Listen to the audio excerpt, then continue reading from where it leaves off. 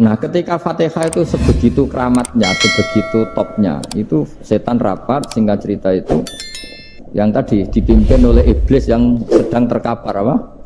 Terus tali obatnya nggak ada, cuma dia shock karena ada surat yang turun yang melafatkan itu pasti selamat dari apa? Neraka. Nah ini gimana saran Anda? Terus sarannya adalah bikin orang-orang itu lupa, tidak baca Fatihah.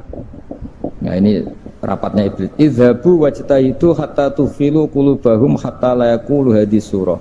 Kala yuksiru qiraataha wa la yakunu lahum ajrun wa thawabun bal yakunu lahum adzabun wa iqabun.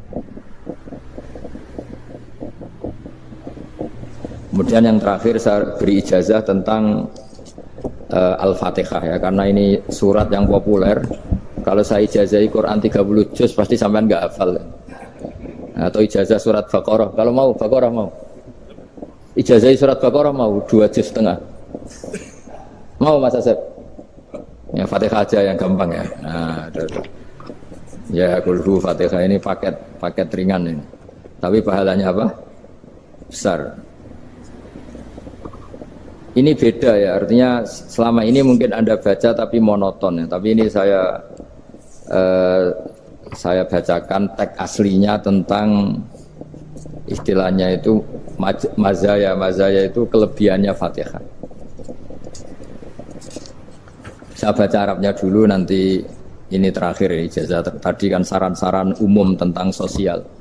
Ya, pokoknya jadikan kebaikan itu punya nilai sosial yang baik lah.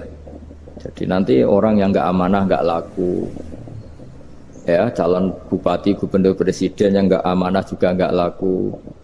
Begitu juga kiai yang tidak amanah juga nggak laku, suami yang nggak amanah juga nggak laku, istri yang nggak amanah juga. Sehingga kebaikan ini jadi nilai sosial yang dalam tanda kutip sudah keniscayaan.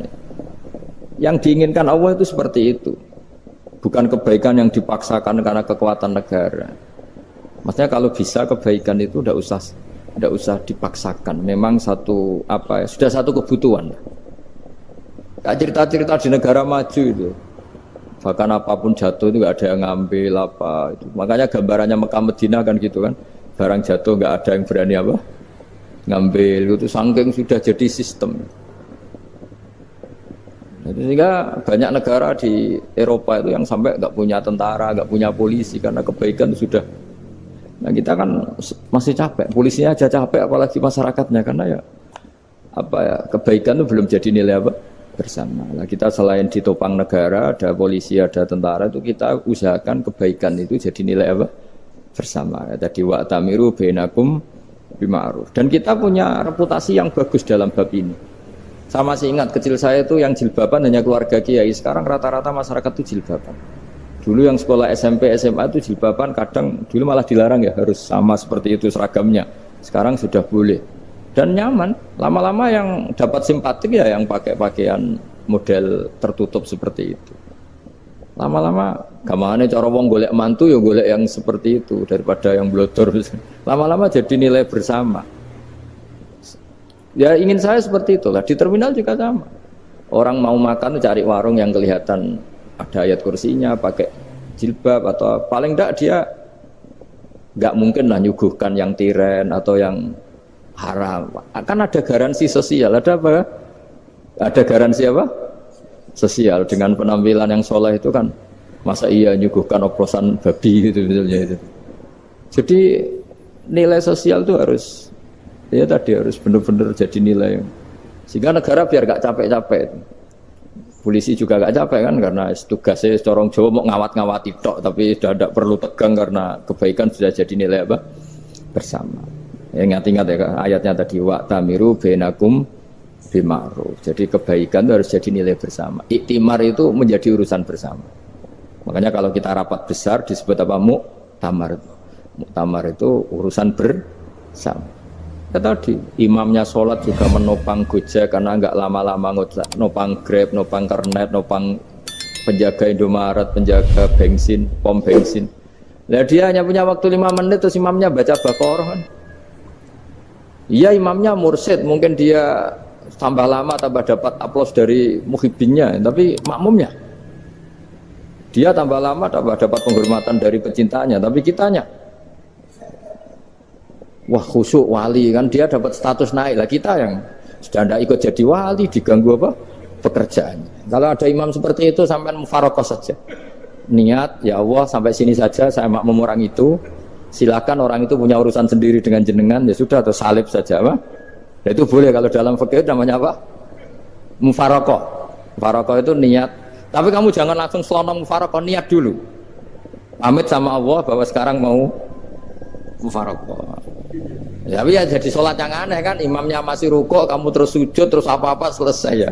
Mungkin dalam pandangan itu orang lain ini maksudnya makmum gimana ini kok begini.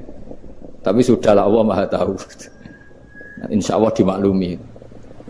Ya saya baca tentang Fatihah ya, karena sampean pasti sering baca Fatihah. Supaya apa sekaligus jadi jimat lah gitu. Jadi kalau kamu sering di jalan-jalan yang mungkin sepi atau mungkin kan tidak semua teman Grab itu nasibnya bagus yang di Semarang Jogja. Mungkin yang di Kalimantan di Papua kan ada yang 10 kilo gak ketemu rumah, ya kan? Ya lihat di TV itu kan kasihan kan. Sudah 10 kilo gak ketemu rumah, penumpangnya kewekar preman tuh kan. Ini makan orang enggak kan gitu. Kan ujiannya dua. Kalau penumpangnya cantik itu ya kecoba syahwat, kalau preman takut. Jadi orang itu selalu ujian itu. Sing sedengan itu kan jarang orang itu. Jadi kalau penumpangnya perempuan cantik ujiannya itu syahwat, kalau preman ujiannya ketakutan. Kalau orang yang lemah bawa uang ujiannya kamu ingin garong. Jadi hidup itu memang semuanya ujian. Liyabluwakum ayyukum ahsanu amala. Makanya saya sering ditanya oleh teman-teman, Gus, nah ujiannya kenal wong wedok elek piye sama, kenal wong ayu ujiane syahwat, kenal wong elek ujiane ngenyek, itu sama-sama dosa. Syahwat ya dosa, ngenyek juga dosa. Wah elek keriting untune metu ya dosa, ngomong gitu. Kadang-kadang orang berpikir enak kancanan wong elek gak dosa. Kata siapa kancanan wong elek itu ya dosa, karena bawaannya ngenyek. Ngenyek itu menyepelekan itu. Makanya saya itu ya gak mau berteman sampean. Nanti kan bawaannya ngenyek atau seneng ya tidak tahu saya. Ya sudah ada takdir saja, kalau ketemu ya tak ulang ngaji gitu.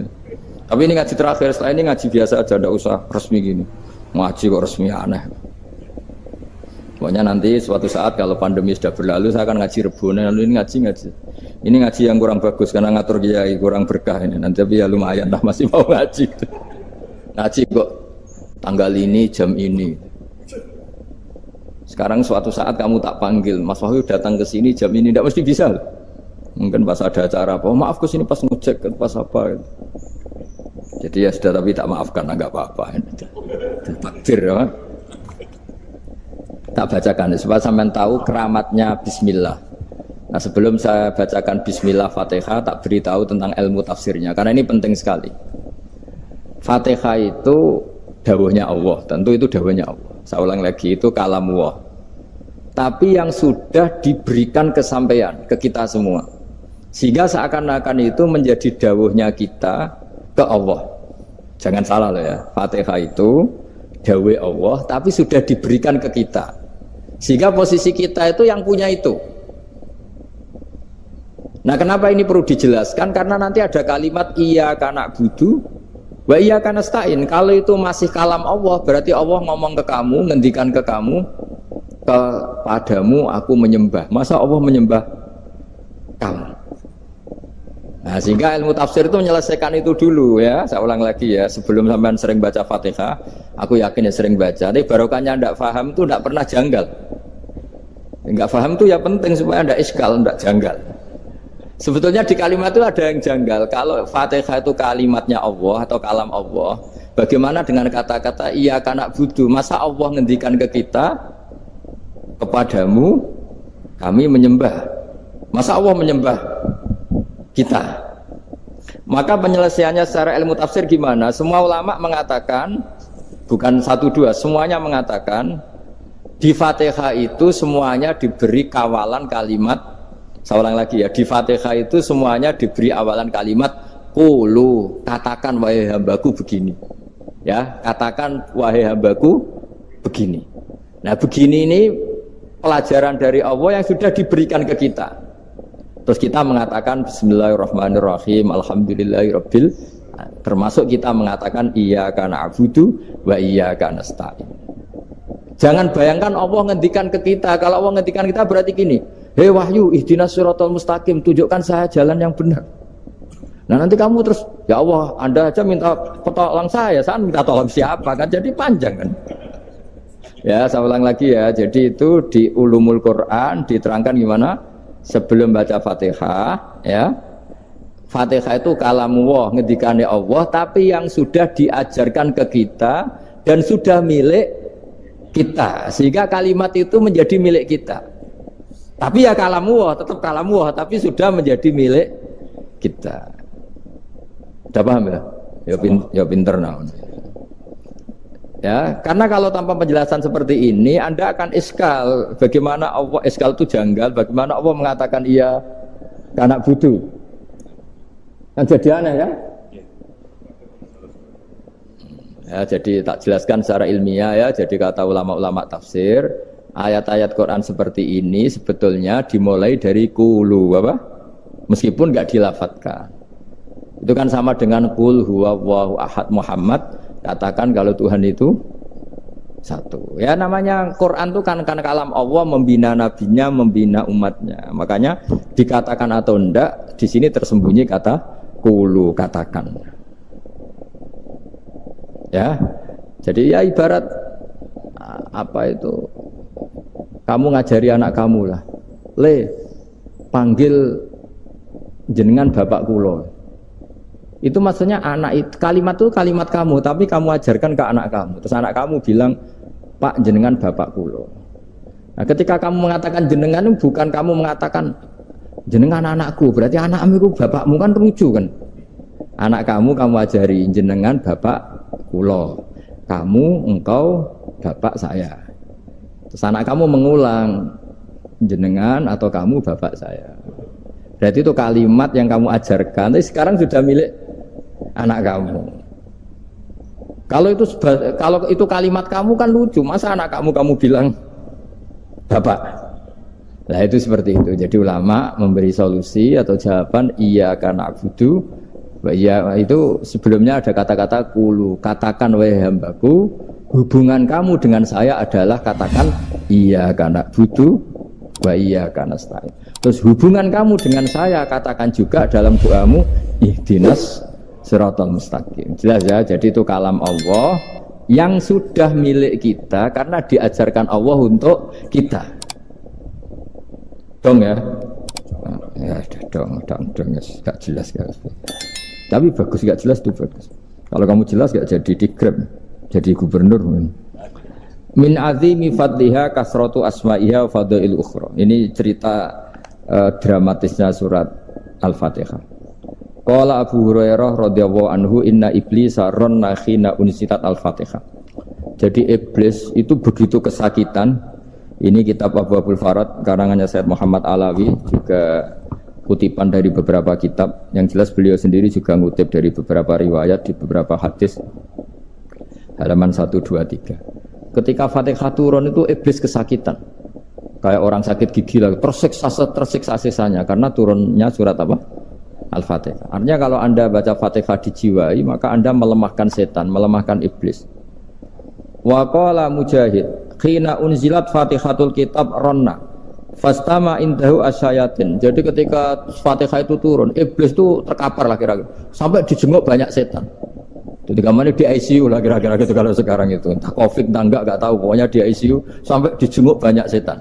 Enggak tahu bawa apa enggak tahu. Pokoknya dijenguk banyak setan. Ono yang nyangoni karena ini apa? Ketuanya apa? Pingsan, sakit. Jadi iblis itu sakit sampai dijenguk anak buahnya setan-setan. Ya, semoga kalian semua tidak kenal setan. Kalau kenal berarti teman, apa? Wa qalu misla dzalik. Wa qala lahum laisa mimma taquluna syai'un walakin unzilat suratun laisa ajru qailiha illa an harrama alaihi nar jahannam. Saya ini bukan sakit fisik kata iblis. Kamu tidak usah jenguk saya, datangkan dokter terbaik, tidak usah. Saya ini tidak sakit fisik. Saya ini sakit karena ada surat yang diturunkan, yang pahala yang melafatkan surat itu pasti selamat dari neraka. Padahal misi terbesar saya ini supaya manusia masuk neraka. Sekarang punya tamengnya. Wah pusing kan? Ya seperti orang lah goda sampean ternyata sampean setia, itu kan pusing. Nah ternyata tidak setia, itu yang akhirnya ribet kan itu. Jadi iblis itu cita-cita terbesarnya kan semua orang itu masuk neraka. Nah sekarang turun satu surat yang gara-gara surat itu siapapun yang baca dijamin selamat dari neraka. Jadi walakin unzilat suratun laisa ajru qailiha illa an harramallahu alaihi nar jahannam. Karena jadi dia shock lah, kalau orang di Jawa itu bilang shock. Aduh sial nasib saya ini umat nggak bisa saya goda lagi karena punya tamengnya tadi punya. Qad tolakaidukum wa makrukum. Rekayasa kalian sekarang itu tidak ada gunanya semua. Nah, ini alhamdulillah di Indonesia kelihatan kan banyak yang miskin, banyak yang susah. Tapi selagi mereka masih sholat, tuh keinginan mencari halal itu masih tinggi. Kayak apa kita di tengah kota, jauh dari anak istri, jauh dari tetangga. Biasanya kalau orang jauh dari anak istri, tetangga kan sakar PDW. Tapi yang soleh masih banyak, sudah jauh dari keluarga tetap lurus. Loh, kalau yang dekat lurus kan wajar, konangan wong akeh kan. Ini sudah jauh masih lurus. Nah ini nggak lepas dari barokahnya surat apa? Surat Fatihah tadi. Jadi karena ada surat yang menjamin pelafalnya atau qailiha terbebas dari api neraka. Wa qalat as-sayatinu lahu is ayyusa'in ta'muruna ya maulana. Faqala lahum idhabu wajtahidu hatta tukhfilu qulubahum hatta la yaqulu hadhihi surah. Lalu kita gimana? Jari para setan gitu. Lalu kita gimana? Terus kata iblis, sudah bikin mereka lupa sehingga tidak baca lagi. Selagi masih baca kita pasti keok. Jadi kalau sampean sudah jarang baca Fatihah itu berarti sudah bagian dari kemenangan apa? Iblis. Jadi kalau sampean sudah jarang baca Fatihah itu berarti bagian dari kekalahan Anda, kemenangan iblis. Masih sering baca? Berapa kali? Terus apa lagi?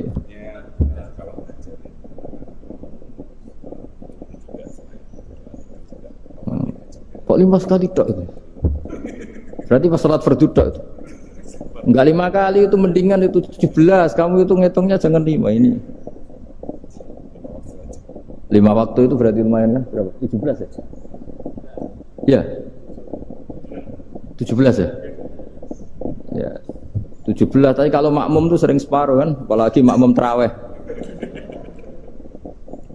Ya kan? Makmum tarawih itu bacanya Fatihah ada yang sempurna enggak ya? Ya enggak lah. Baru alhamdulillahirabbil alamin mampu ruku ikut ruku gitu. Makmum kan yang tarawih lah Mas. Kalau tarawih jarang sempurna ya. Fatihahnya itu. Kan imam sudah ruku. Kamu bacanya Fatihah sampai mana tuh? Baru setengah ya. Ya paling pas tarawih aja kan enggak sempurna ya. Apalagi kalau imamnya sing kilat tuh waduh malah. Nah ketika Fatihah itu sebegitu keramatnya, sebegitu topnya, itu setan rapat, singkat cerita itu yang tadi dipimpin oleh iblis yang sedang terkapar apa? Terus tali obatnya nggak ada, cuma dia shock karena ada surat yang turun yang melafatkan itu pasti selamat dari apa? Neraka. Nah ini gimana saran Anda? Terus sarannya adalah bikin orang-orang itu lupa, tidak baca Fatihah. Nah ini rapatnya iblis. Idhabu wajtahidu hatta tufilu qulubahum hatta la yaqulu hadhihi surah. Kala yuksiru qira'ataha wa la yakunu lahum ajrun wa thawabun bal yakunu lahum adzabun wa iqabun.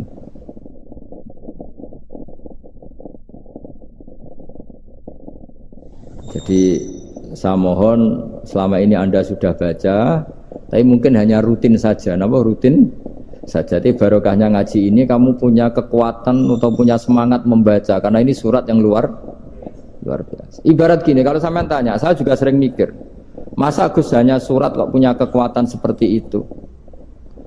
Di dunia ini kata Allah, mulai Nabi Adam sampai kiamat, nggak ada yang bisa menandingi kekuatan kalimah. Kalimah itu kata-kata. Nggak ada yang bisa menandingi kata-kata. Misalnya Anda nge-grab, berangkat istri cuek, berangkat cuek. Itu beda dengan ketika meskipun satu kalimat, wes Pak, muga-muga dilindungi pangeran, mungkin jenengan selamat. Itu menjadi teduh dan semangatnya luar biasa karena kayak mendapat support. Jadi kira-kira kalimat itu hubungannya kita dengan Allah, Fatihah itu seperti itu. Kamu melafadzkan satu kata-kata yang dibenarkan langit bumi, dibenarkan aras, dibenarkan malaikat, dibenarkan semua penghuni di dunia ini. Sehingga itu efeknya luar biasa. Itu seperti gini ya, kamu cerai sama istri, terus nikah lagi katut babon. 10 tahun anak kamu dididik, ibunya benci kamu. Dan memang Anda layak dibenci. Duwidek. Dan sampai nggak pernah manggil kamu Pak. Suatu saat, kamu tentu rindu kan, ingin dipanggil Bapak oleh anak kamu. Suatu saat anak ini manggil kamu Pak E. Wah, itu senengnya bukan main. Hanya sebuah kata-kata. Makanya kadang-kadang orang itu tanya sama kiai, ijazah lafadz ini gunanya apa sih? Itu ijazah-ijazah itu untaian kata-kata. Yang kata-kata ini dibenarkan langit dan bumi dan aras dan para malaikat, sehingga efeknya itu luar. Nah ibarat seperti itulah, kamu melafadzkan Fatihah itu melafadzkan kata-kata yang dibenarkan Allah dan Rasul dan semua malaikat, semua penghuni langit. Maka ini efeknya pasti luar. Nah di sini lah orang-orang dulu itu tahu keramatnya itu, sehingga ketika melawan Belanda, melawan Jepang dulu itu kalimat-kalimat itu menjadi mantra yang luar biasa. Doa lah, doa yang luar biasa. Tapi di era modern karena orang sudah tidak ngerti itu, dianggap itu mantra, jimat, khurafat, bid'ah, waduh ribet meneh malah. Sebetulnya tidak seperti itu. Memang kata-kata ini kekuatannya luar biasa. Sama kesakitan hati kamu juga karena itu. Ngojek wangilan. Lha Pak di bojo kok kowe gagah tok kere. Wah, iku seling terus mesti. Padahal kalimat itu kan tidak melukai secara fisik, tapi apa kerjanya sesuk sarasa-rasen. Karena terus dengan pengadilan seperti itu kan, ngapain kerja demi perempuan yang seperti ini? Lagi-lagi kata-kata ini luar. Nah bayangkan kalau kata-kata itu adalah kalimat yang diajarkan Allah lewat Rasulnya, lewat malaikat Jibril. Kayak apa kekuatannya? Nah, kira-kira Fatihah itu gitu. Kalimat yang baik, kalimatan thayyibah diajarkan oleh Allah dan Rasul, kayak apa kira-kira kekuatannya? Pasti luar biasa. Wong support yang dikatakan istri kita, anak kita aja luar biasa, apalagi ini support yang diajarkan Allah dan Rasul. Ya makanya saya mohon kalau baca Fatihah, baca kalimat-kalimat thayyibah ketika sholat itu dijiwai. Ya misalnya Rabbana lakal hamdu mil'us samawati wa mil'ul ardi wa mil'u ma syi'ta min syai'im. Engkau zat yang layak dipuji, dan pujian ini memenuhi langit dan bumi. Karena kita tahu nggak ada sejengkal di alam raya ini kecuali di situ ada rahmat Allah. Misalnya kamu bisa lewat sampai rumah saya, kamu mungkin anggap biasa saja. Coba kalau ngalami likuifaksi, tahu-tahu bumi ini ambles, bisa ngelewati yang likuifaksi itu luar. Tanyakan orang pernah ngalami likuifaksi di Sulawesi, itu melihat bumi bisa diinjak nggak ambles itu, wah luar. Zaman nggak ngalami itu sehingga lewat bumi ya biasa aja. Coba kalau ngalami seperti tidur, ya biasa aja. Coba kalau ada gempa, bahwa bumi tenang ini sudah nikmat yang luar biasa. Masa kamu ngakui nikmat nunggu digituin? Ya kan? Nah, makanya baca Fatihah dijiwai lah, bahwa ini kalimat yang luar biasa.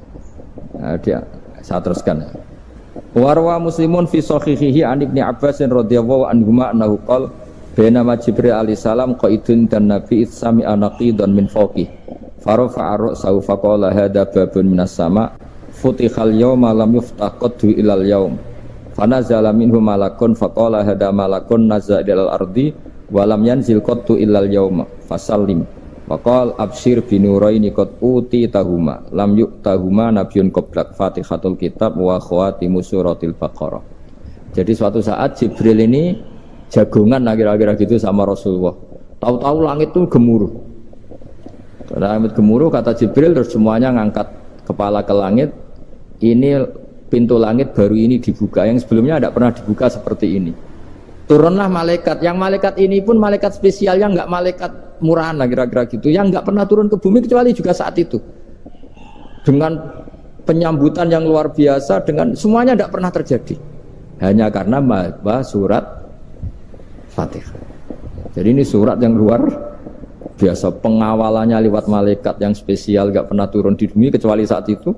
Penyambutannya juga nggak pernah seperti itu, baru seperti itu. Jadi semuanya itu spesial. Nah, kenapa ini spesial?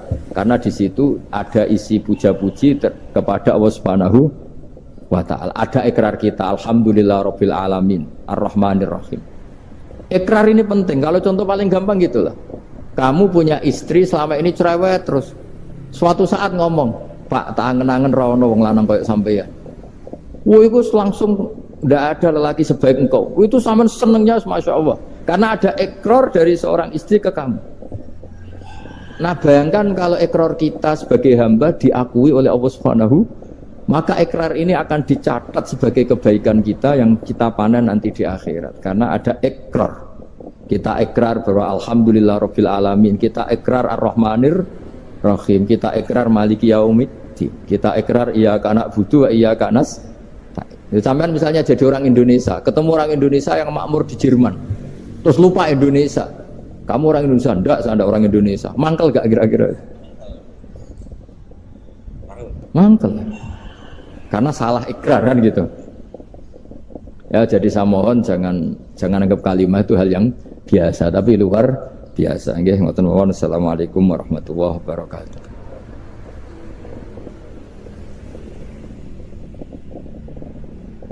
Saya berkali-kali kampanye di mana-mana lah, kampanye dan menganjurkan.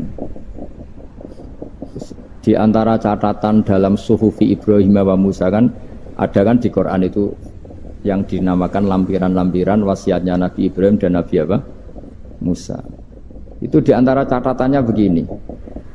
Orang yang punya akal itu adalah orang yang bisa menikmati sesuatu yang baik. Misalnya gini, contoh gampang gini. Kamu punya anak pertama atau punya anak yang masih kecil, itu gendong tuh senangnya bukan main. Melihat anak sehat tuh senangnya bukan main. Mungkin saat itu banyak orang yang sedang maksiat dengan perempuan nakal atau dengan teman-teman nakalnya, yang nganggap seperti itu tidak nikmat.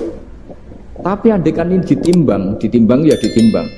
Yang maksiat betulan, misalnya paling ukuran bahagianya itu 70%. Tapi yang ini, yang nimang anak baru lahir atau masih kecil, corong Jawa ngeloni anak, bisa saja bahagianya itu sampai 100%.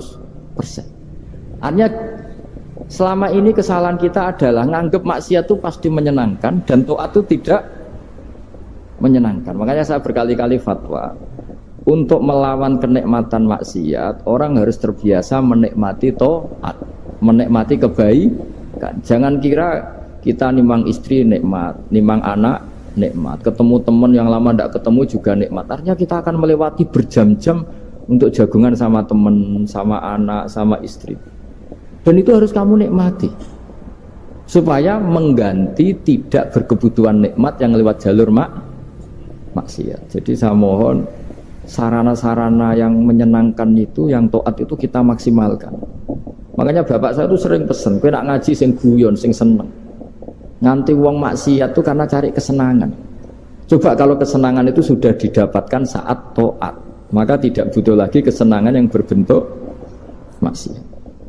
Makanya orang-orang wali dulu kalau sudah sholat itu gak bisa berhenti karena merasa nikmat.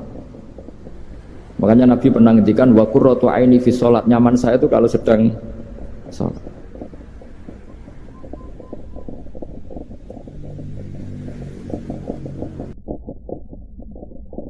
Pun kalau terang nongih masalah sholat ya, terus kalau tak terangno dari awal redaksi ini Nabi, terus kalau terangno hukum fikih, badan itu nembe kalau terangno ilmu filosofi ini sholat. Ngendikane Kanjeng Nabi Muhammad sallallahu alaihi wasallam niku teng hadis sahih mutawatir niku as-sholatu khairun maudhu'un fa aktsir aw aqillah. Kula balen malih. As-sholatu khairun apa? Maudhu'un fa aktsir aw aqillah. Jadi sholat itu kebaikan yang sudah bawaannya dulu. Jadi sudah bawaannya sholat itu kebaikan. Maudhu itu sesuatu sing asli. Pokoknya sholat itu mesti apike. Sebab niku ngendikane Nabi cek kowe ngekeh-ngekehno jumlahe sholat, cek jumlahe napa sih? Dalam konteks artinya sholat fardu karuan nggih, kaifiyahe karuan, aturane karuan. Terus sholat ini wonten disebut an-naflul mutlak atau sunat mutlaqah. An-naflul mutlak atau sunat mutlaqah itu pantangannya hanya 3, enggak boleh ba'da subuh hatta tatlu asyamsu sampai srengenge napa meletek. Enggak oleh pas waktu zawal. Nggih niku antarane mriki pinten nak zuhur nggih? 12:05 menit nggih. Wis pokoke meh zuhur niku mboten angsal. Ini jenenge wektu napa? Zawal. Terus nomor 3 ba'da asar nganti napa? Surupe napa srengenge.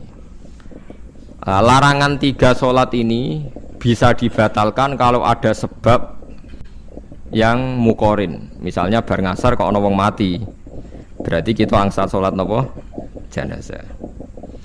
Utawa kowe bar subuh mlebu masjid terus dia wudu. Niku ana ulama sing darani tetep sholat tahiyat napa? Masjid. Mergo sebabe nggih dukhulul masjid. Jadi hanya ada pantangan niku wau. Niki rungokno tenan nggih.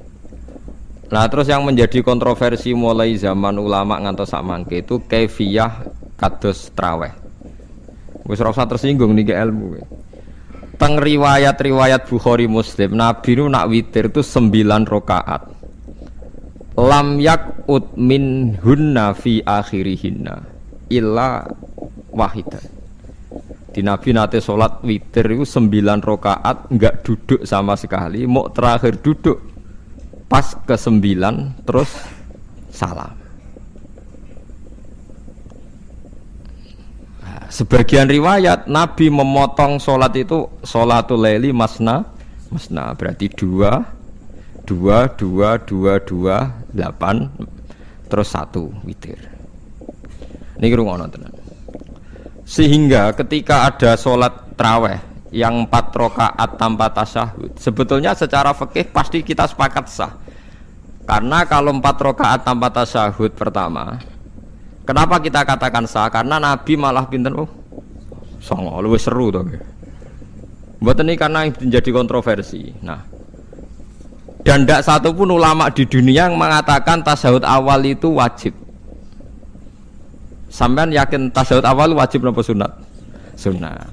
Artinya khasnya hukum sunat itu gimana? Kalau ditinggalkan tidak batal. Berarti misalnya ono tarawih 4 rakaat berturut-turut, berarti tidak ada masalah karena yang ditinggal artinya tasyahud awal yang kita yakin itu hanya sunat. Tapi dasar ra cocok itu didadekno masalah kan. Dalile apa ya? Dalile ra cocok. Lah sing darani masalah padahal darani tasyahud awal iku sunat. Kowe salat zuhur tasyahud awal sunat atau wajib? Sunat. Nak sunat tuh khas ya, ditinggal batal lho ora? Mboten. Tapi nak sing ra cocok ya batal. Hukum ono cocok ra cocok. Mboten iki kula terangno. Nah, traweh itu yang kontroversi ini teng kitab Majmu' karangan Imam Nawawi. Ya akal-akalane tiang-tiang niku. Kula nganti sakniki kan mboten nate ngimami, tapi nggih tak kandhani imam. Supaya ke niat ngakali pangeran. Tapi pangeran bakali ya ora kena. Ngeten, ini dawuh Imam Syafi'i. Tarawih itu kalau terakhir kan pinten? 3 rakaat ya. Kan 2 rakaat dulu. Lalu pas 2 rakaat itu pas witir, yang witir kok tarawih. Yang terakhir witir 3 rakaat itu 2 rakaat sampai niate witir napa-napa? Witir. Setelah 2 rakaat sampean salam ndak? Salam. Itu menjadi sholat teraneh di dunia. Karena kue muni witir tapi jumlahnya 2. Nah, itu sholat teraneh napa di dunia. Terus sampean muni ngene, mboten Gus maksud kula niku 3 tapi lurus sik. Lah berarti kayak kudu nerangno pangeran, kudu kamu pangeran kayak penjelasan. Gusti ini 2 sementara loh, nanti ada. Karena jika Tuhan tidak kamu kasih penjelasan, akan aneh kan disebut witir, tapi rokaatnya 2. Maka kamu harus niatnya Gusti ini cicilan witir. Nah, sehingga jangan kira engkau 2 tapi ini nanti 3. Nah, itu makanya setiap bilalnya atau matinya kan solu sunnatan rakaataini minal witri. Jadi diumumkan sholatlah 2 rakaat tapi yang 1 paket dengan cicilan witir. Lah itu lucu. Karena Anda sekali bilang itu witir berarti Anda bohong kan, nyatanya 2 rakaat. Tapi kritiknya Imam Syafi'i ini kan lucu. Imam Syafi'i yang imam kita itu mengkritik itu sholat aneh kalau begitu. Sholat itu kalau sudah salam itu dianggap sholat mustaqillah, sholat yang mandiri. Nggak bisa sholat kok berta'aluk dengan sholat setelahnya. Sholat itu kalau sudah dimulai takbir, diakhiri salam ya selesai dan menjadi sholat yang mandiri. Nggak bisa sholat yang mandiri ini. Engkau nasibku ngenteni yang 1 itu iso sholat nggak selesai yo. Selesai. Sebab itu seharusnya witir agak resiko ya 2 rakaat langsung tasyahud awal, engkau terus tambah 1 rakaat. Kados mirip maghrib lah, mirip apa? Maghrib. Tapi itu kan masalahnya tidak populer juga. Nah itu. Akhirnya diakali wa shollu sunatan minal witri nggih. Tembriki ono minal witri kan?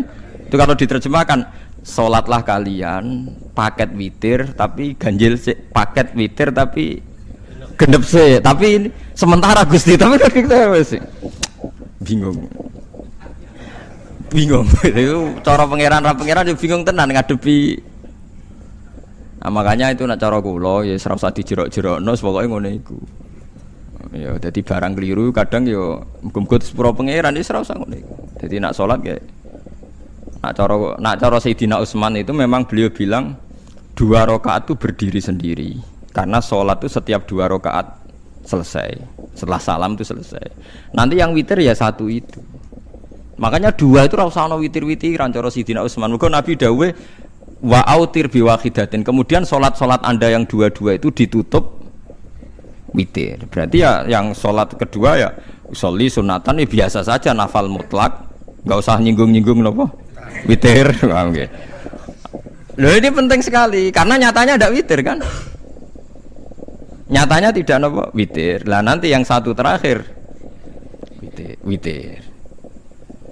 Ya tapi adatnya ngoten niku. Jadi ini perlu sampean ketahui. Sholat itu memang banyak masalah di secara fikihnya karena tadi kalau sampean niat witir setiap sudah salam itu kan berarti selesai dan berdiri sendiri. Lah kok suwe-suwe nak rakaat sing terakhir batal lah berarti sing ngarepe melok batal. Mergo sak paket koyo capres mbek napa? Cawapres. Ora iso salat kok ono. Nah itu paham ya. Terus niku kaifiah salat. Di sampean memang akal-akalan tenggene witir pun bener shollu sunnatam minal witri rakaataini. Dadi niku rondok bener ya rondok ngawur dadi ngawurnya itu tadi wong salat iku mustaqillah setelah ditutup salam selesai kok bergantung. Hanya nasib 2 ini kan bergantung setelahnya kan.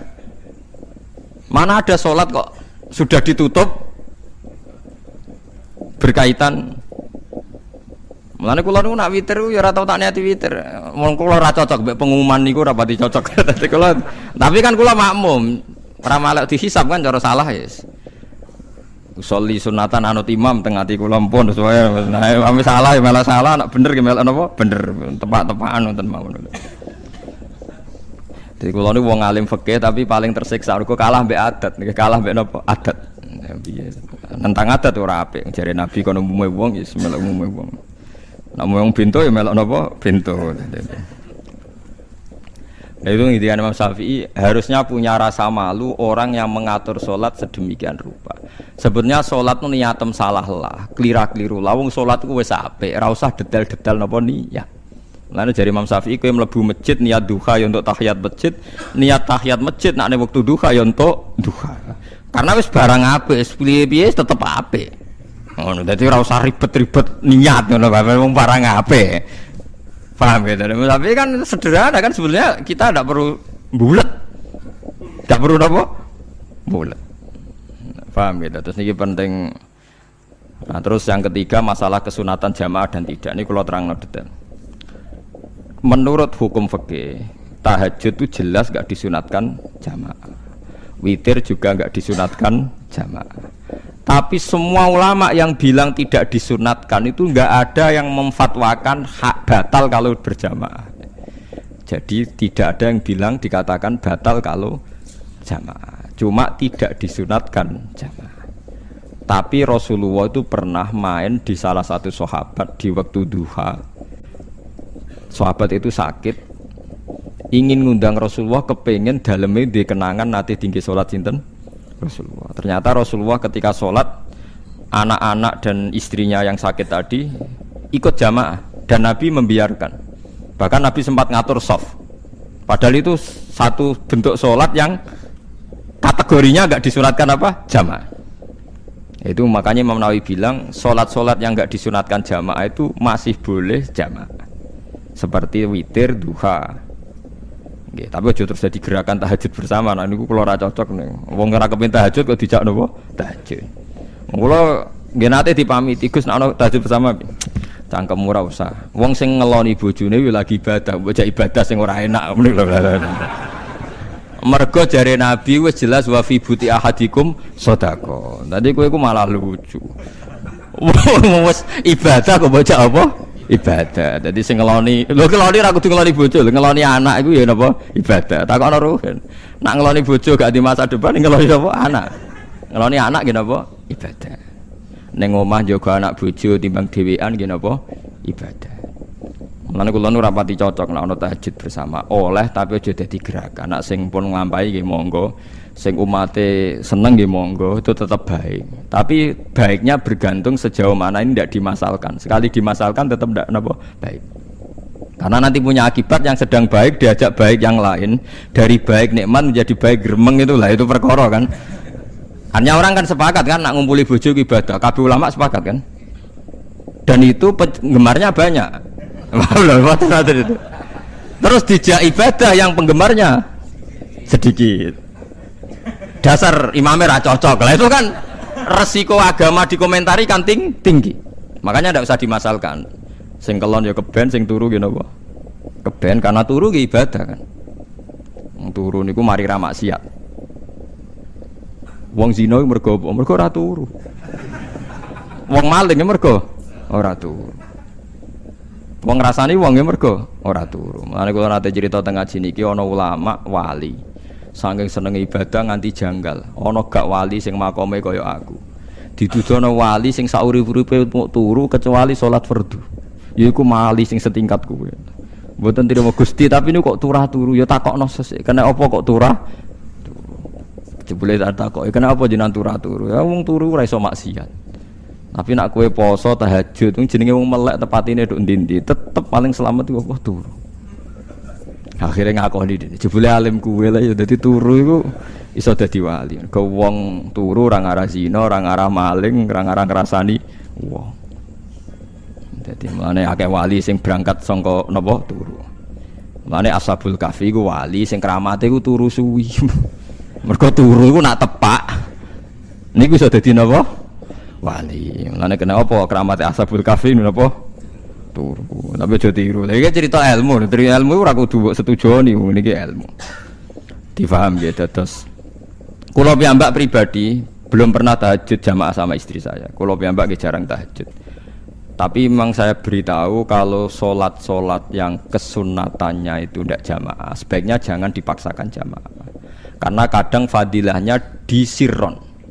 Kula baleni malih seperti sedekah. Kalau zakat wajib itu sebaiknya diumumkan supaya orang tahu bahwa dia sudah melakukan kewajiban. Tapi kalau zakat tidak wajib sebaiknya sirron, sebaiknya rahasia. Begitu juga sholat jamaah itu kenapa baik di sholat fardu? Karena kalau yang tidak jamaah kan dikira dia tidak sholat. Makanya kesunatannya sholat fardu napa jamaah. Tapi selalu potensi riya, sum'ah, pamer itu ada sehingga ada sholat yang dari awal didesain supaya tidak kelihatan orang. Yaitu sholat gak usah berjamaah plus baik di rumah. Semua ulama ijma sholat sunat itu baik di rumah apa di masjid? Di rumah. Di rumah, di dalam kamar sama di kamar tamu, ruang tamu baik di dalam kamar. Bahkan Nabi nyebut sholat fiko ibaitiha di kamar paling dalam. Nah bagaimana mungkin sholat yang sudah didesain sirron begini, misalnya kayak tahajud disunatno bengi-bengi ben ra wong roh, disunatno ning jero kamar ben wong ra roh. Jebule jamaah kan jadi aneh kan. Tapi kan tentang ya goblok barang apa kok mbok tentang. Ya tapi kowe tenanan ya goblok kok ora sunah Nabi iki, Bang. Mulane nek ora takok itu yang jenengan takoki kok ngubang-ubang. Lah makane aku wong alim dadi bingung. Bingunge iku mergo akeh ilmune ora kok koyo bingungem. Tapi sing jelas peminat ibadah kelon itu lebih banyak. Niku mau sing mesti niku.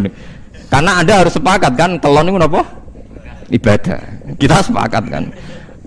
Dan itu peminatnya banyak. Itu sekali ada pengganggu pasti dikomentari tidak baik. Padahal pengganggu nih ngajak tahajud. Itu akhirnya kan tahajud jadi korban dikomentari gara-gara penggang. Nah itu yang saya tidak senang. Dieling-eling. Yang keempat ini makom saya tapi jangan sampai tiru.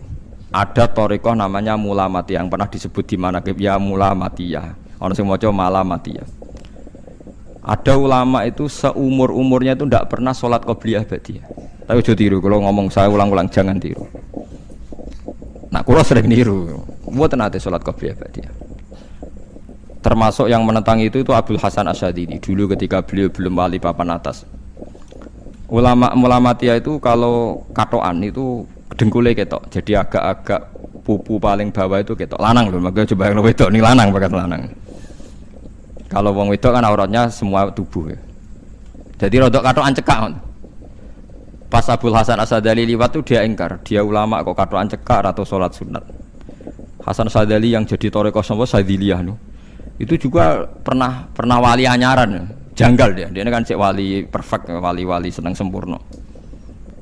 Nah, akhirnya ketemu sama ulama itu ternyata jagungan dengan antarane langit mbek bumi. Kok orang tadi sing katokan cekak maksudnya itu kok orang tadi. Terus digojol sana. Kamu jangan nyindir saya, jangan ngenyek saya. Makomamu cek dura aku. Kamu lihat itu umatnya Muhammad banyak. Itu sing iso ngancani aku. Ternyata dia itu punya thariqah kumpul wong bid'ah, wong sekuler, wong nakal. Supaya mereka untuk rahmat mergo ini. Karena dekne mantep para pangeran, gak mungkin wong bid'ah, wong salah tak awari aku kena azab. Mesti pangeran ngergani aku. Jadi dekne ngancani wong nakal iku demi supaya wong nakal ora kena azab. Mergo diproses ilallah. Diproses didakwahi napa? Ilallah. Sebab barokah ini dekne dadi wali. Terus adekne salat sunat qobliyah ba'diyah adekne berat. Kok tahu blas alasane? Dijak salat fardhu ya abot. Nak nganti disangka qobliyah ba'diyah penting malah abot. Mulane aku ora usah salat qobliyah ba'diyah. Lah iku sing makome iku kula baleni malih. Dijak salat fardhu wae abot.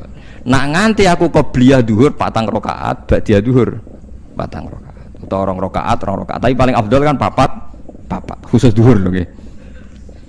Kaya apa? Jadi dia nunjukno nak Islam iku mau salat fardhu faqat. Ora luweh, ora kurang. Lha iku dadi wali Muhammadiyah sing digo tawasul teng Marakib Syekh Abdul Qadir apa? Jilani ya Muhammadiyah. Iku wali-wali anti salat qobliyah, anti salat ba'diyah. Lane kula niku nganti sakniki nggih jarang teng kampung kula niku terkenal Gus Bak iku wong alim ora tau salat sunat. Ya anggere wong narukan salat sunat kabeh aku malah ora, tapi nek ora kabeh aku tak salat ta. Pokoke sementing ku ya sementing beto. Sementing beto. Ya alasannya masuk akal. Alasannya masuk akal. Maka itu Abdul Hasan Asyadili pernah juga diingatkan wali-wali yang lebih senior. Begitu juga Abu Yazid Al-Bustami. Beliau juga pernah dipermalukan wali-wali agak preman.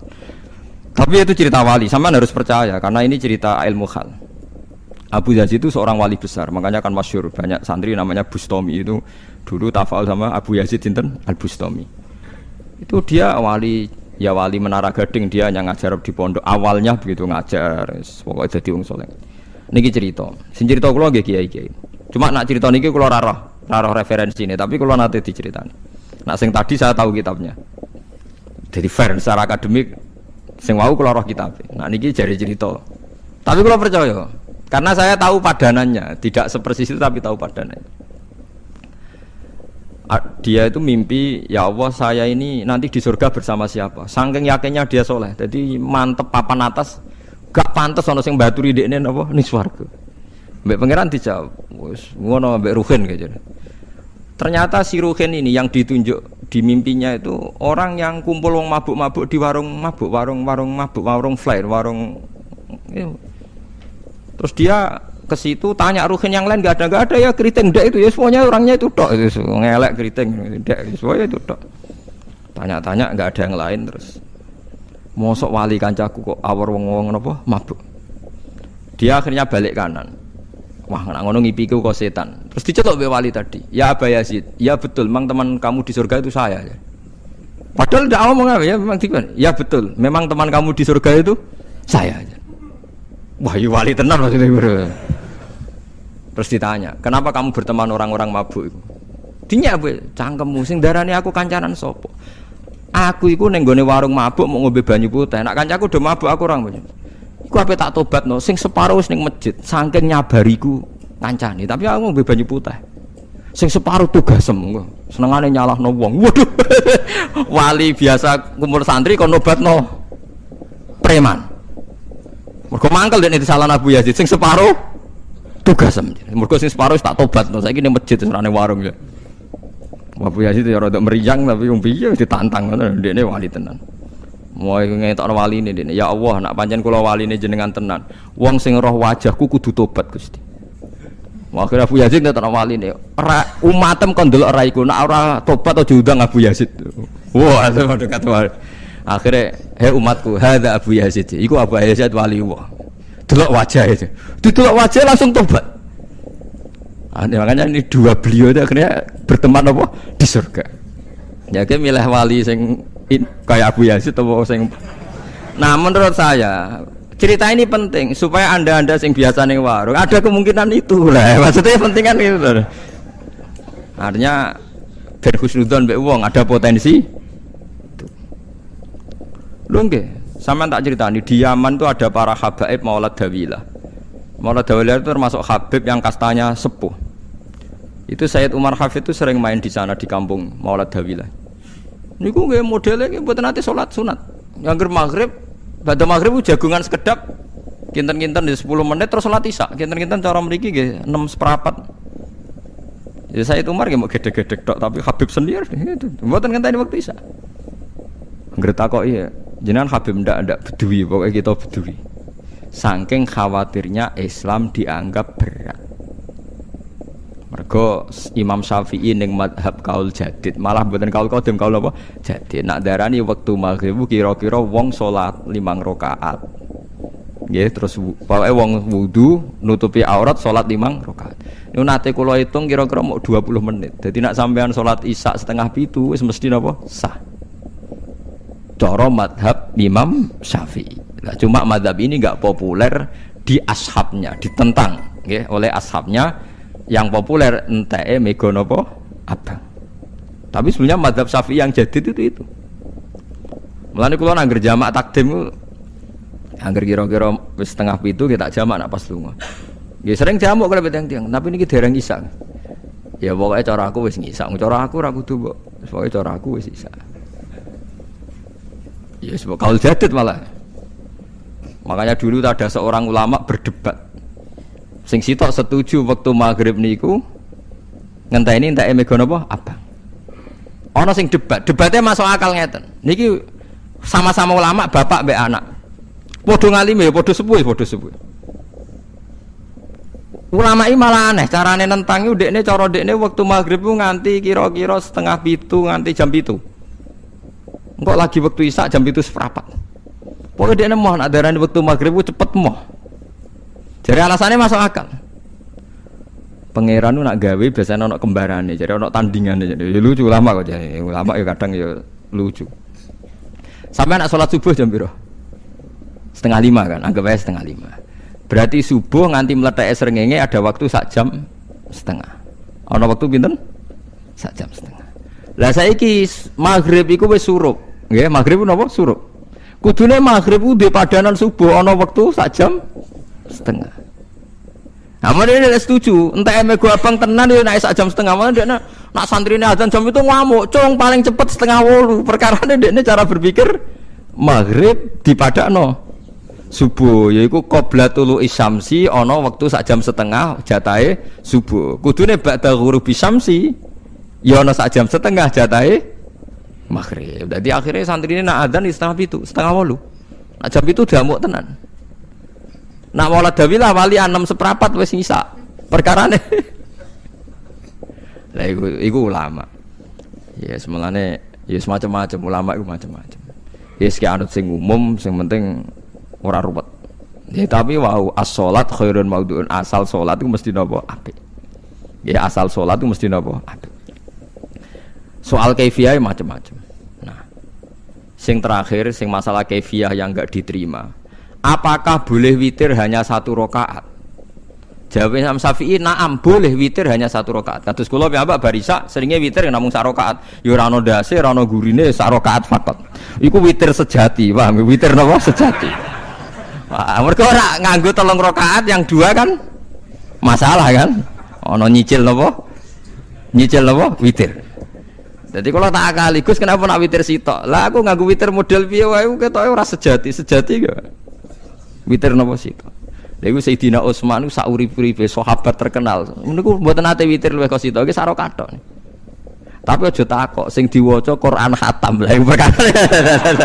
Dadi sak rakaat tapi diwaca Quran apa? Khatam. Dadi autara bi rakaatin khatama fihal Quran. Dadi sak rakaat tapi khatam Quran. Iku sinten Sayyidina sinten Utsman. Alasan Imam Syafi'i Nabi tau witir nganggo 3 rakaat. Cari Imam Syafi'i ku gak mungkin sing witir tetep sing guri sitok.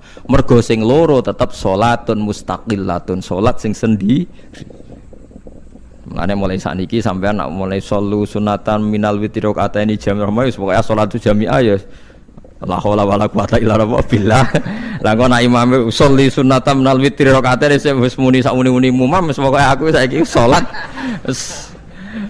Karena aneh, secara fikih aneh, bagaimana mungkin sholat yang sudah disalami ya punya status kan?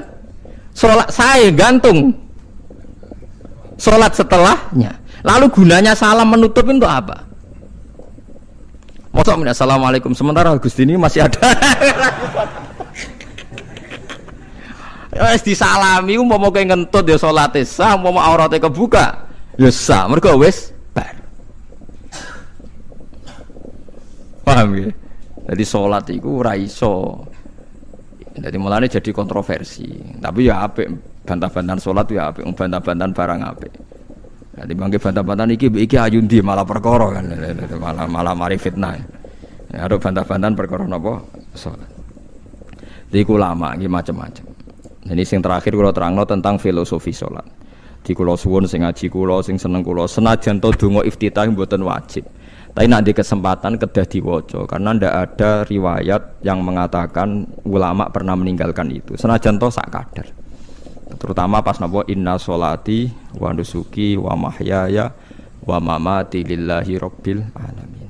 Terus salatku, ngibadahku, matiku, uripku namung kersane Allah. Utawa namung kangge Allah. Karena ini menjadi filosofi sing dadekno salat mari ahlil jannah. Jadi kita nak salat mesti ahlil jannah. Wong qad aflah, teman-teman bejo wis mesti bejani. Sampeyan ora usah wedi suul khotimah. Niku waswase setan. Mboten enten suul khotimah. Setan niku wis keliru, semua meden-medeni tok. Nak setan percaya suul khotimah ikon gawe suul khotimah. Mulane kula anggere wedi suul khotimah omongan kula setan. Tan setan nak pancen aku mbok meden-medeni suul khotimah, yo gawe wae aku ben suul khotimah. Aja meden-medeni tok. Dan kowe ketok dadi pangeran. Kowe dhewe ora siap dadi pangeran. Ya ora pangeran kok meden-medeni aku. Jadi setan memang harus dididik, kudu diancam, paham ya? Mulane kula ana kiai pemuja setan kula ora seneng setan godane ngene kiai ra mesti selamat, wong top-top ra mesti selamat. Itu namanya memuji setan karena dia nganggap setan itu luar biasa. Setan kudu mbok prekno, mbok anggap gagal, tahan setan cek goblok, kowe meden-medeni aku suul khotimah aku tetap salat. Berarti kowe gagal. Karo dene nek kowe kepengin menungso sesat kabeh ya sesatno wae ora usah meden-medeni jare kowe kondang kok trimo ngono-ngono tok ae. Bedene ya ora tingkat kegagalannya, paham nggih? Jadi setan harus dididik bahwa dia juga sering gagal. Setan kan ingin manusia enggak sholat semua kan, zina semua, maling semua. Ternyata kita tidak maling. Yang sholat juga banyak. Itu kan berarti tingkat kegagalannya apa? Setan. Lagi kita ndak ora dan setan wis sholat puluhan tahun digodho ilang ganene goblok kowe.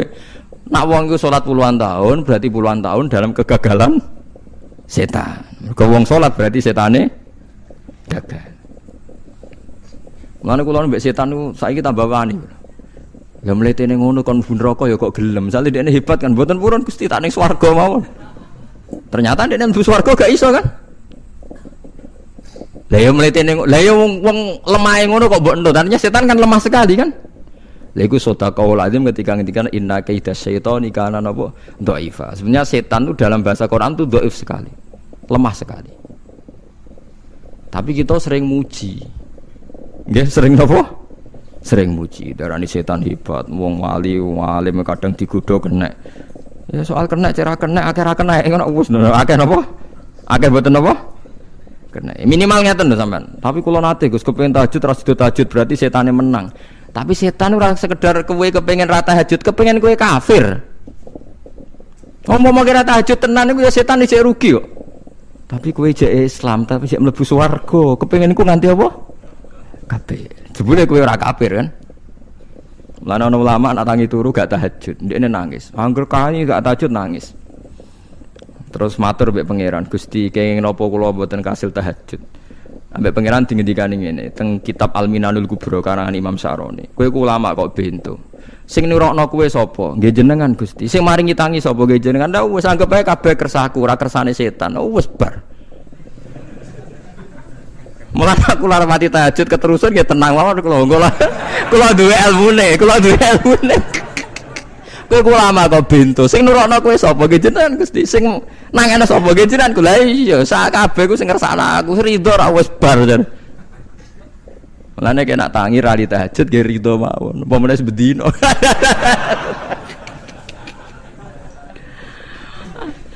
Jadi penak berislam tuh enggak apa-apa. Berislam tuh gampang.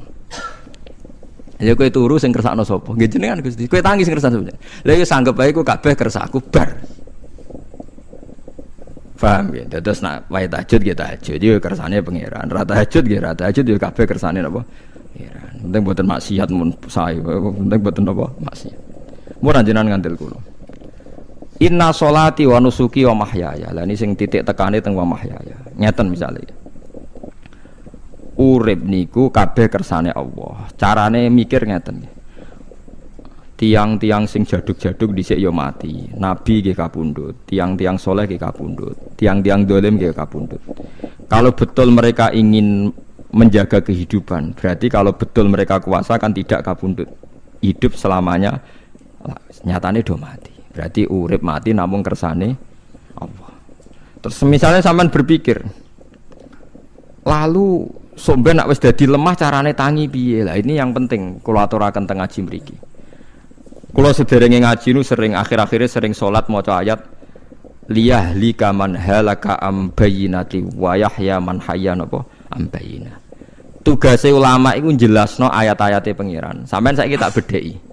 Sekarang sampean Anda hidup itu tahu alasannya enggak? Kenapa Anda hidup? Enggak tahu kan? Kenapa kita masih hidup? Enggak tahu. Kenapa Anda wujud? Juga enggak tahu. Kita pernah ndak ada, tahu-tahu ada, juga nggak tahu alasannya kenapa. Yang jelas di luar ikhtiar kita. Setelah kita katanya punya akal ya, saya bilang lagi loh. Setelah kita katanya punya akal terus bilang kita masih hidup karena orang kelindes truk, karena nggak kena penyakit, karena jantung kita normal, paru-paru kita normal. Terus kita bilang hidup. Jadi kita atas nama kebodohan bilang kita hidup karena jantung kita normal, paru-paru kita normal, semuanya normal. Maka kita hidup. Nah ditakoi, lalu kapan kita mati? Setelah jantungnya rusak, paru-parunya rusak, terus kita mati. Tapi orang yang sama kalau ada bilang, berarti yang menjadikan hidup itu jantung dan paru-paru. Lalu berarti zaman kita belum hidup itu jantung dan paru-paru harus ada dulu, karena itu yang bikin hidup. Ya ada juga, dulu ya ada juga. Loh ya kalau jantung dan paru-paru semuanya normal menjadikan kita hidup, berarti jantung dan paru-paru harus wujud dulu-dulu, karena itu yang menciptakan kita hidup. Ya tidak juga, ya tidak tahu. Paling-paling nanti statusnya paru-paru jantung hanya dipakai alat Tuhan untuk menjadikan ada kehidupan yang kita kira ada. Padahal sebetulnya kehidupan ini juga enggak ada karena kita tidak tahu. Sing darani urip iku apa ya ora roh. Kowe roh maknane urip apa? Ulama kabeh sing alim-alim darani urip apa ora mati ngono tok jawabane. Perkarane ora iso jelasno.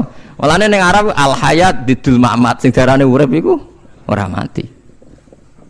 Karena nggak bisa dijelaskan, coba Anda menjelaskan. Kowe urip itu sebabnya apa? Ada nyawanya, nyawa itu di mana? Terus dia nempatnya di mana? Oh, nempatnya di jantung ini. Suara iso dijelaskan. Nah, ketika hidup Anda tidak bisa Anda jelaskan, kudune sok ben wae tangi sangka kubur juga nggak bisa dijelaskan. Karena wujud kita ya datang tanpa diundang dan tanpa ikhtiar kita. Nanti tangi sangka kubur ya orang nganggo ikhtiar sama kan? Sama-sama ada kesimpulan lillahi rabbil alamin. Nah, tapi manusia atas nama akal sawangan hidup ini ada alasannya. Karena kita ditangi ada bapak ibu terus kita jadi wujud.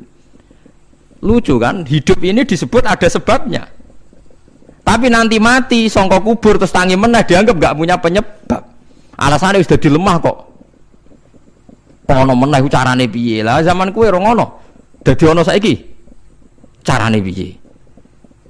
Makanya kalau suruh balik-balik bilang, Jika tangi sangka kubur iku mukhal, berarti wujudnya Nabi Adam dan wujud yang sekarang lebih mukhal karena tanpa sebab.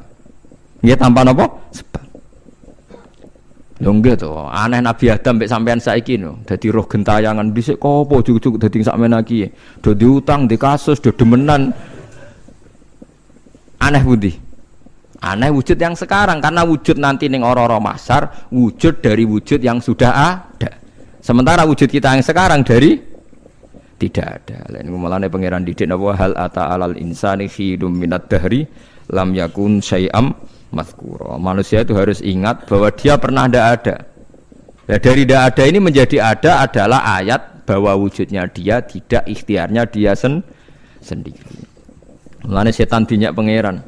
Karo dene kok nyembah setan. Ma asyattuhum khalqas samawati wal ardi wala khalqa anfusihim. Wa ma kuntum muttakhidal mudillina aduda. Setan kok mbok dewak-dewakno piye? Apa setan melok gawe langit bumi? Ora. Apa setan gawe awake dhewe? Ora.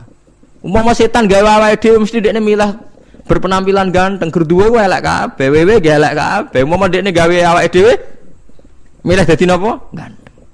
Mulane tiyang sing pun wusul nak roh setan mlebu neraka. Wah, berarti setan ra hebat, mletene ngono jebule milah nggon neraka. Kudune nak hebat kan milah nggon apa? Swarga. Lho niku mun kersane pangeran nek setan dakok neraka, nak wong apik dakok swarga. Lah iya trimo diatur kok botol ngono ae kan? Artinya jika Anda bilang wis kersane pangeran setan dakok neraka, berarti setan mau koyok botol, koyok watu sing ditata sing duwe. Berarti setan ndak siapa? Siapa. Sama dengan kita ndak siapa? Siapa alam yakun syai'am. Lah nek ora ngerti siapa-siapa terus wusul inna sholati wa nusuki wa mahyaya wa mamati lillahi rabbil alamin. Dadi urip kula mati kula sedanten ikhtiar kula namung kagungane napa? Jenengan la syarika lampun mboten enten tiyang sing sinten mawon mboten enten sing ngatur niku. Terus wa bidzalika umirtu wa ana napa minal muslimin, dan dengan keyakinan niki kita diperintah. Jadi donga iftitah senajan to mboten wajib tapi itu filosofi dalam hidup. Kersane jenengan napa nggih delok donya niku pun bar. Urip ya kersane pangeran ya mati kersane pangeran. Mula kadang nggih mikir aku nek mati bar mati jebule gak kiamat-kiamat tak kesuwen cah ngenteni atusan apa tahun misalnya. Anda tidak usah khawatir begitu. Zaman Nabi Adam nganti bapak amak wis saiki 7.000 tahun. Kok ora protes mbek pangeran? Terlambat Gusti saya menyaksikan dunia karena 7.000 tahun yang lalu. Ya saniki kan pun tahun pinten to? 7.000 umure dunya saniki pun pinten? SM itu kalau menurut penanggalan agama itu 5.000 tahun. Sebelum Masehi dihitung Nabi Adam itu, pokoknya dihitung langit bumi ini 5.000 tahun. Nah saat ini tahun 2000 sekitar 7.000 tahun. Padahal wonten sing ramal umure donya mbok pinten? 7.000 tahun. Jadi enak sing mun diutang-utang mun beres nih mun bar nih mun dianggap bar nih mun muntah nih. Jarine to. Dieling-eling nggih kula suwun senajan to ilmu niki mun lazim diyakini tiyang Islam. Tapi sampean ulang-ulang. Kados srengenge misalnya. Kula nek delok srengenge niku eling. Berarti urip ning swarga selawase-lawas iku mungkin. Karena Allah bisa menciptakan benda yang begitu panas tapi punya daya tahan atusan tahun. Pemenang nak cara discovery ya nak ngitung malah jutaan tahun yang lalu malah hitungan konti wajar dinosaurus 400 juta tahun. Padahal agama nanggali bumi namung pinten? 5.000 tahun sebelum napa Masehi. Tapi nak cara ngomong ilmuwan jutaan napa? Sing ngitung ya sapa terus? Ki apaan terus? Nggak begini saja kalau sampai melihat matahari misalnya. Matahari itu kan banyak panas sekali. Ternyata Allah bisa mengelola matahari seawet itu ribuan tahun. Apalagi ngelola kita. Kita ini untuk abadi lebih gampang. Karena bahannya tidak panas, nggak gampang rusak. Terus gampang direproduksi, maksudnya gampang digantikan. Maksudnya kan di masa lo kan kena. Kayak Rohin udah anak keriting akeh kok putune kan gampang. Lho kalau mikir mau gampang ya, misalnya buaya gitu masyhur dianggap hewan purba yang terlama. Manusa ilang wis ketok angel. Misale koyo boyo mati ana anake meneh, anake ana anake. Nabi Adam kan ngoten. Wong sitok di ketahanan sampai saiki, gonta-ganti wong. Artinya berarti ada gen Adam yang abadi sampai sekarang kan, karena setiap manusia sekarang berarti ada gennya Adam. Artinya Allah memberi contoh betapa Allah bisa ngatur supaya fisik manusia gen ini abadi. Buktinya Adam nganti saiki kan masih kan? Lho nggih to, pasti di antara jasad kita kan ada unsur Adam. Lah ya Allah gawe sura, apa meneh kowe sampeyan swarga ning neraka, Allah tetap punya cara untuk bikin abadi. Mbok piye carane? Tapi melihat Nabi Adam nganti tok sampeyan kan ana bukti Allah duwe cara ngabadekno unsur Adam. Karena tidak mungkin kan dalam diri kita sekarang nggak ada unsur sinten? Adam. Sama ndak oleh bantah. Tapi Adam piyambak kan pun kapundhut. Tetapi Adam yang sekarang sampai sampean saiki. Tapi ya ora roh sampean sing turunane Qabil apa sing ora roh soalé cek ngono ae. Wong jarene cerita. Qabil iku lahire ning swarga. Dirabekno mbek Labuda sing lahire ning bumi. Labuda ku elek gembrot. Habil lahire ning bumi, rapati ganteng, dirabekno Iklima sing wayu. Lahiran swarga. Sire Qabil gak trimo, wong aku cah ganteng kok dientukno cah elek. Mulane saiki nek ana cah ganteng dientukno cah elek ra trimo ya kaya Qabil. Nah tapi enggak pikirane Nabi Adam ya ora roh ben silang ben sedengan. Mergo nek elek entuk elek kan malah musibah kan. Saiki anake ra melok dosa tapi eleke double. Misale kriting untuk kriting, elek untuk elek, fakir untuk fakir kan ya memperparah to nggih. Cara kula ncen haram. Elek untuk elek rabi cara kula haram. Saiki anake kan ora roh apa-apa ujug-ujug elek banget lho, ora terima elek napa? Elek napa? Banget. Jadi cerita kan ngoten, walhasil akhirnya tukaran, mergo Qabil gak terima. Pas tukaran dipisah Nabi Adam. Angger sing takor rupe sukses berarti ikhtiari bener. Ya mau Habil nyembelih wedhus, sing Qabil seneng buah-buah. Mulane seneng buah-buah niku rada masalah, dianggap simbole wong-wong sing seneng mapan. Mulane kene Umar usah di buah-buahan akeh-akeh, cukup gedang siton, sesuk katesne siton, ora usah semua buah-buahan wonten. Iku dhisik kurbane sinten? Qabil. Tapi sing melarat teman-teman yo keliru. Dhisik Habil saleh iku omahe cek penuh daging, paham nggih. Perkarane kurbane cek wedhus. Ora pitik, mergo bedigasan pitik niku. Jadi ada sebuah toriko sing ngaramno anak buahe mangan pitik. Perkarane wong ku kelakuane kaya sing dipangan. Ya repot ta ngoten niku. Repot. Ya repot lah ngono terus ya repot. Berarti nek sering mangan welut tak bulet. Ngono ya berlebihan. Toreko niku napa? Berlebihan wis biasa mawon. Kula nggih mboten fanatik iki biasa. Tapi kalian kula ora seneng mangan. Jadi kan unsur hewani saya kan ndak banyak. Kula ora pati seneng napa mangan. Walhasil akhirnya Qabil korbannya enggak diterima. Habil diterima. Terus semenjak itu juga akhirnya walhasil Qabil mateni Habil. Jadi makanya konflik wedoan, konflik tertua, mental membunuh ya mental tertua. Pertama peradaban manusia itu dibangun rebutan wong wedok dan saling membunuh. Nek orang tukaran kira usah gawa, itu tradisi terlama. Nggih, tradisi terlama manusia. Mesir kok bentrok padha Islame. Irak, Syria kok bentrok itu tradisi terlama. Demi wedokan direwangi tukaran, tradisi terlama. Biasa. Jadi biasa mawon urip napa? Biasa. Kabeh kejadian ngene iki wa inna sholati wa nusuki wa mahyaya wa mamati lillahi rabbil alamin.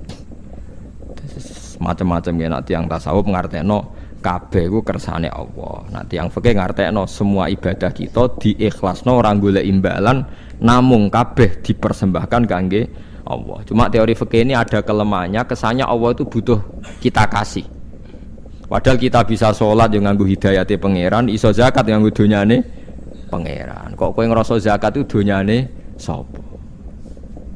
Ane sing bener nggih teori tasawuf, kita iso sedekah ya kersane pangeran. Sing kita sedekahno nggih donyane pangeran. Berarti lillahi. Nah, jadi lillahi ta'ala artinya nak cara tasawuf itu bahwa semua kebaikan kita ini karena Allah, karena hidayat Allah. Nah, cara fikih mboten kesannya kita yang berbuat lalu kita ikhlaskan utawa.